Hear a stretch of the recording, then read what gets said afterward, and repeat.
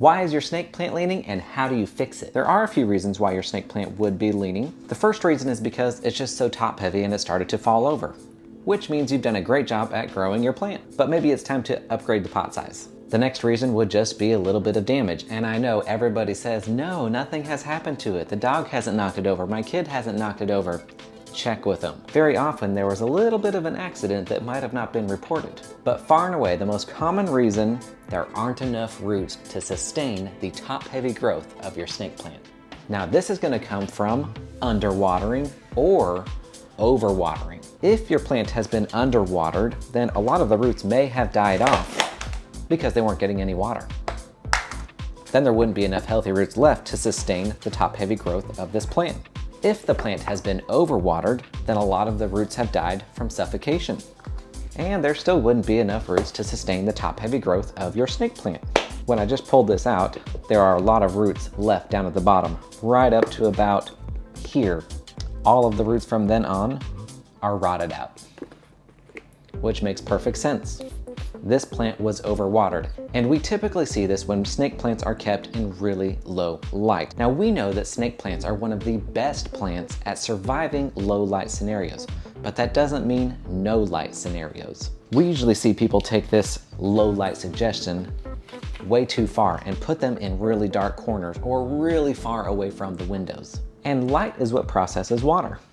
So when you water a plant, you're on the clock. Your plant is on the clock because there's tons of little air pockets around the roots. And those air pockets are keeping your roots alive, and the roots are keeping your plant alive. But when you water a plant, those tiny little air pockets get filled up with water. You can kind of think of it like the plant has to hold its breath while the soil dries out and those little air pockets are restored. And what's the number one thing that processes water, that helps your soil dry out? Light. So when we put these plants in really, really low light, that means slower water processing times. That means increased risk of root rot, which means increased risk of your plant leaning, which is what we have here today. I know this plant is kept about 15 to 20 feet from a north-facing window. Very, very low light. And this is how we're going to fix it today. We're going to start by removing as much soil as we easily can away from the remaining healthy roots.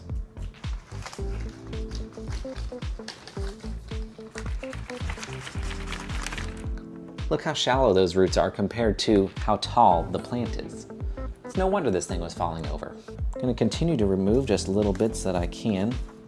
I don't want to break off any of the roots. Of course, some will happen, but you do want to be as careful as you can while still being practical. Just being gentle, working my way around the root ball here. Nothing too crazy. I'm using a little chunk of bamboo right here. You can use some chopsticks, knitting needle, anything that's not too sharp. You can even just use your fingers. I forgot my gloves today, or else I would just be using my fingers. There we go, we're looking pretty good around here. If it's above 60 degrees Fahrenheit where you live, and you have a full shade scenario outside, feel free to take this outside and just hose down all the roots. The soil will fall off quite quickly and you can save yourself a little time and a little mess. Now that we've removed most of the soil and all that remains is the roots and the plant, we're going to want to remove all of the dead roots. Will be mushy or they'll be papery thin. In the case of root rot, they'll usually be mushy. I'll first sanitize my pruners with a little hydrogen peroxide. You can also use like a rubbing alcohol or a bleach solution, works really well also. And go in there and remove anything that is not firm. Thoroughness goes a really long way here. You want to get rid of, because you don't want those dead roots staying behind. Now luckily for me, most of the dead roots fell off in the soil when I was scraping them off. Okay, now that all the dead roots are removed, we need to sanitize the remaining healthy roots. When you have root rot, there's bacteria in the soil that's encouraging that rot to spread, and we want to stop that spread. One way we do that is by sanitizing the roots with a little hydrogen peroxide. This is a 3% hydrogen peroxide solution. You don't need to dilute it. You don't need to wash it off afterward. It's perfectly healthy for your roots. Spray it on there quite liberally. You want to get all of the roots so you can ensure that bacteria stop spreading. Alternatively, you can also just let this lay out for a few days, and once everything is all dried up, that bacteria will also be all dried up, and it won't spread once you get it back into your new soil.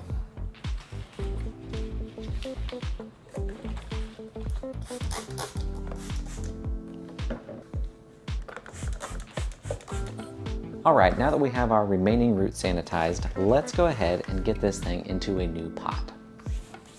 Now you'll notice I'm actually decreasing the pot size in this situation. The reason for that is we've lost a lot of roots, and the size of the root ball actually determines the size of your pot, at least if you want the most room for error. What I mean by that is the more soil we have surrounding the roots, the longer that soil is going to potentially stay wet. The longer it stays wet, the increased risk we have of root rot. So by putting it in a smaller pot like we've got over here, we're going to make it tighter. There's going to be less soil around the roots, and the plant is going to dry out faster. This is going to decrease our chances of root rot, which I think is a pretty good thing. The soil I'm using today is cactus soil. Snake plants are succulents, so with succulents you want to use cactus soil. They want to be very fast draining. Of course, we always have drainage holes in the bottom of our pot.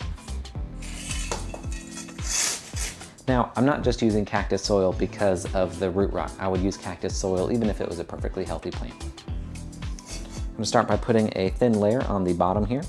I'm actually gonna hold it over here so I don't make a mess on the table. Any more mess than I already have. All right, now I'm gonna get it all back inside the pot.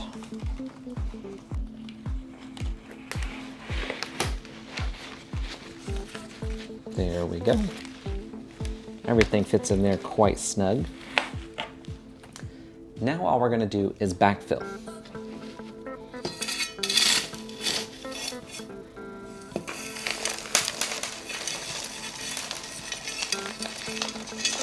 So much for not making a mess. Now whenever you repot, it's super important to get all the soil around each and every little root. You don't want any gaps. So for that, we slap that pot.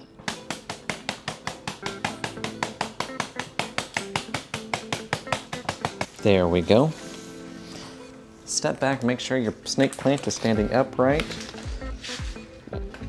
You can use your fingers to firm that soil in. Now, I'm not pushing in so hard that I'm breaking any roots. I just want to firm it up enough so that it can withstand, so that it can keep this plant upright.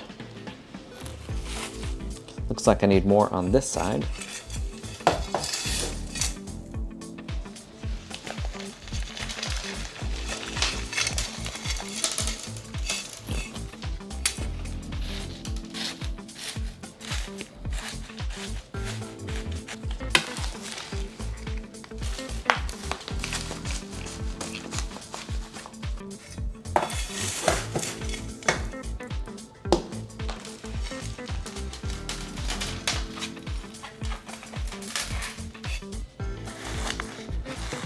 Work it in all the way around. Try to get it in the middle of the plant as well.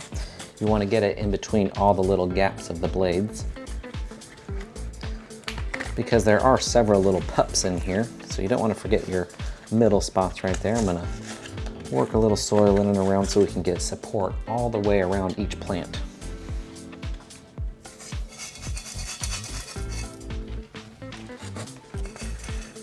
And that is how you fix your leaning snake plant. Now, going forward, I'm going to encourage this customer to put their plant in bright light. I know they don't need bright light, but we want the root system to fill out back here. Remember, we lost quite a bit of roots here. Something that's going to encourage really rapid root growth is bright light. So in order for the plant to really recover, we want to give them bright light at least for a few months until those roots fill back out. Make sure you're only watering when all of the soil in the pot is 100% dry.